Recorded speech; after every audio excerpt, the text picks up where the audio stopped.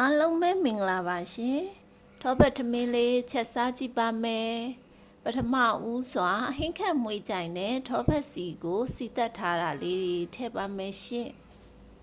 နောက်ပြီးတော့မုံလာဥနီလေးတွေကိုလည်းအတုံးလေးတွေလှီးပြီးတော့ကိုလိုတလောက်ထည့်ပါမယ်တကြားနဲ့ငယ်နဲ့စားနဲ့ငယ်ထည့်ပါမယ်ရှင်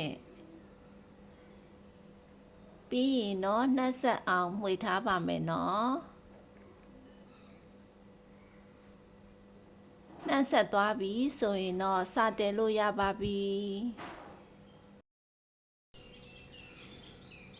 ထမင်းမကြက်ခင်ယခုလိုခြေနေမှာစီနဲ့ကြော်ထားတဲ့တီယိုစီနဲ့စပစ်ချောက်လေးတွေကိုထပ်ထည့်ပြီးမှွေပါမယ်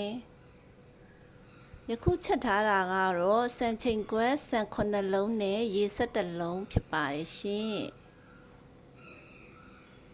နှမ်းဆက်အောင်မှွေပြီးတော့ဆက်ပြီးတော့တဲပါမယ်ရှင်